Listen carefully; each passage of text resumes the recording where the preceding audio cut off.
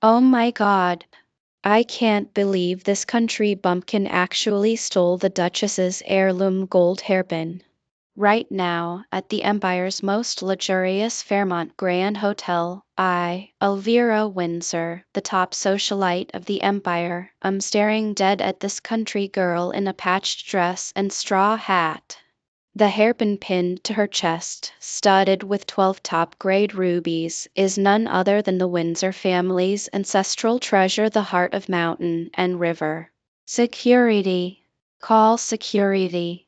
I shriek, my diamond-studded nails nearly scratching her face. This peasant stole the sacred relic of the Windsor family. All the nobles in the hall gasp in unison. Reporters from the Imperial Daily frantically snap photos, the flashbulbs brightening the entire hall like daylight. This is the biggest news to rock the Empire. A destitute village girl robs the Duke's mansion at night and dares to wear the stolen loot to a royal banquet. But that country girl, Lena, just takes a slow sip of her black tea, lightly stroking the gold hairpin with her dirt-stained fingers. Her eyes are like a lake washed by moonlight, crystal clear yet unfathomably deep. Miss Elvira, she says with a smile, her voice as soft as a feather falling in a church, you say this is your hairpin.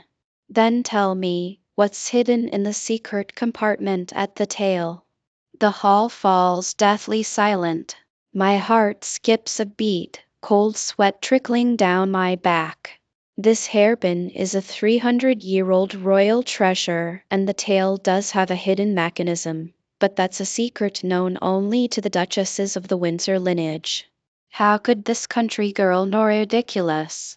I force myself to stay calm, but my voice trembles. What secret compartment? You're just making things up. Just then, our empire's most respected jewelry appraisal master, old Mr. Franklin, stands up with the help of his cane. At 90 years old, he was a close friend of the former Duchess and once saw the hairpin in person. Though his eyes are cloudy, they suddenly gleam with startling clarity. Little girl, he asks shakily, tell me, what's in the compartment? Lena smiles faintly, gently twisting the ruby at the tail of the hairpin. With a click, the tail pops open, and a small sheepskin scroll rolls out. Master Franklin takes it, unfurls it slightly, and his face instantly changes color. He jerks his head up, staring at Elvira as if she's a monster. This is the real will of Duke Windsor. His voice trembles. The current Duke, Winston Windsor, has no right to inherit. The hall explodes into chaos. My father, the current Duke Winston Windsor, stands in the corner, as pale as a corpse. He rushes over in 3 strides, snatches the scroll, and scans it quickly, sweat beading on his forehead. Fate! This is fate! He roars, his voice filled with desperate madness. Guards! Arrest this thief and this old fool. Hold it. A booming voice comes from outside the door. Everyone turns to the entrance, where our empire's king, His Majesty Saul Roman III, stands. Behind him are the court's chief sorcerer, the grand judge, and 12 red-capped cardinals. What I feared most has happened. Why would His Majesty show up now? Today is the royal autumn hunt. He should be at the Neuschwanstein castle. Your Majesty, my father immediately puts on a fawning smile. Why are you here? These 2 riffraff shut up, Winston, the king says coldly, then turns to Lena. Little girl, may I see that hairpin? Lena stands, executing a perfect court curtsy. This isn't how a country girl behaves. Her poise is even more elegant than mine, a noblewoman trained from childhood. She presents the hairpin with both hands, her movements fluid, as if she's done it 1,000 times. The king examines it closely, his eyes suddenly reddening. This hairpin it was given by my mother, the late Queen Dowager, to her savior 35 years ago. Gasps ripple through the hall. I know this story during a young Queen Dowager's incognito tour. She got into trouble in the mountains and was rescued by a mysterious hunter. He refused to give his name, accepting only the heart of mountain and river hairpin as a thank you gift. But they said the rescuer was a bearded, middle-aged man. How could it be 35 years ago? Lena says calmly. My grandfather, the forest hunter Marcus, was hunting in the Misty Mountains when he rescued a lady who called herself a merchant's wife. She left the hairpin as a token of thanks. On his deathbed, my grandfather told me to bring it to your majesty if the capital ever faced turmoil. Turmoil? What turmoil? I sneer back. You, a village girl, can predict the capital's affairs? 3 months ago, Lena's gaze locks onto me. I witnessed Duke Winston secretly meeting with the East Domain's black sorcerer, Galdane, in the dark castle deep in the Misty Mountains. They were plotting a coup to overthrow your majesty and establish a new empire ruled by sorcery. Your Windsor family is the vanguard of this rebellion. Silence so profound you could hear a pin drop. My father's face contorts wildly, and he suddenly pulls a black obsidian-studded dagger from his sleeve, lunging at the king. Since you know it all, die. But Lena is faster. She tears off her straw hat, letting her golden hair cascade down. Planting her left foot, she springs forward, and her right fist strikes my father's wrist with a whoosh. The dagger clatters to the floor. In one fluid motion, she twists his arm behind his back, knees him in the lower back, and pins him to the ground. Duke Winston, attempting to assassinate His Majesty, deserves death. She declares in a clear voice, words ringing out one by one. Everyone here is a witness. Then comes the most shocking part.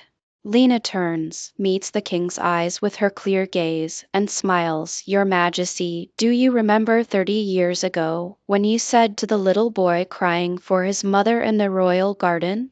The king shudders, his eyes widening in disbelief. You are yes, Your Majesty. Lena's eyes redden too. I am that lost little boy back then.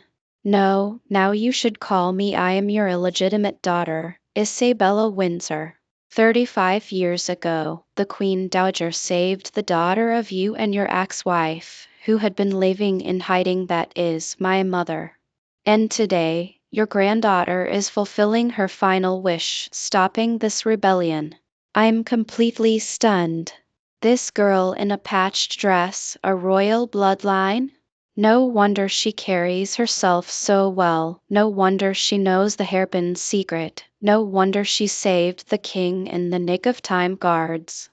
The king's voice rings out, both joyful and furious. Arrest this traitor Winston and his daughter Elvira. Order a full investigation into all nobles involved in the rebellion. Guards flood in.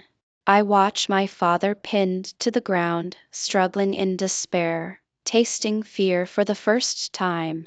And that girl named Isabella, no, now princess, is chatting with the king. She suddenly turns back, winks at me, and says softly, "Oh, Miss Elvira, you called me a thief.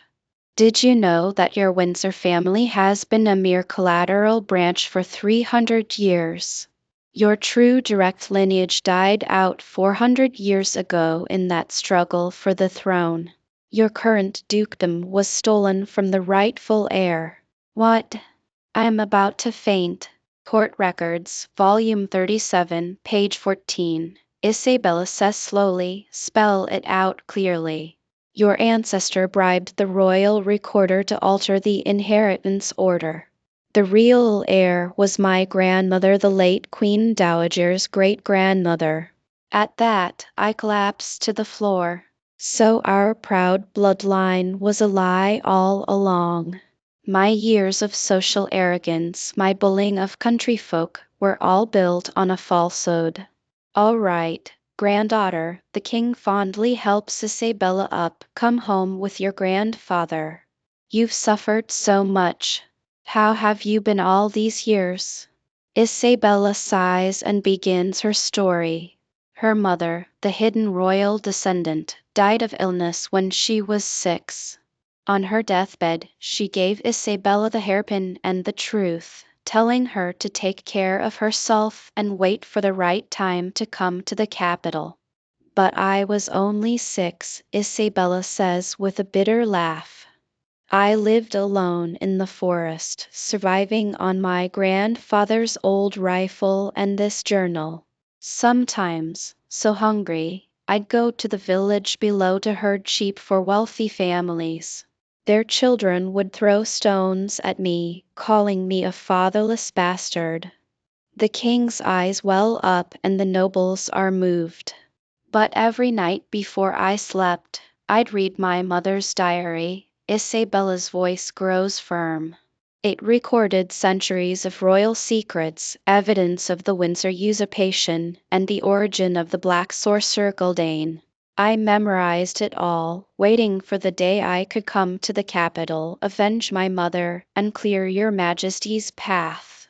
But child, the king asks, concerned, how did you know today would happen? What if I sent a carrier pigeon? Isabella grins slyly. 3 days ago, straight to the palace. How else would Grandpa show up? Everyone laughs, laughter mixed with admiration and emotion. This country girl in rags had set up an intricate scheme, outsmarting everyone. Even I have to admit, she played her role brilliantly. As the guards lead me and my father out, I glance back at Isabella. She's chatting with the king, the gold hairpin back in her hair, shining brightly, making her radiate light.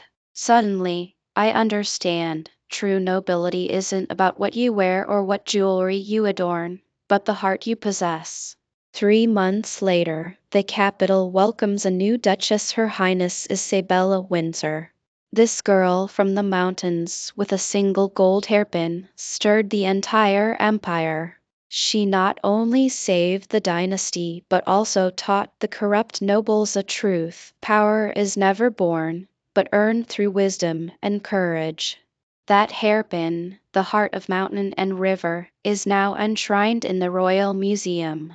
According to old Heine the night watchman, on moonlit nights, the rubies glow with a faint red light, as if telling the story of that thrilling night, of how a country girl hid the secrets of an entire kingdom within a single hairpin. Sometimes I wonder if I hadn't strutted over to humiliate Isabella that day, but treated her with respect, would it have ended differently? But there are no what ifs. The fall of the Windsor family was fated from the start, because we forgot the most important things: integrity and kindness. That girl from the mountains, with nothing, had everything.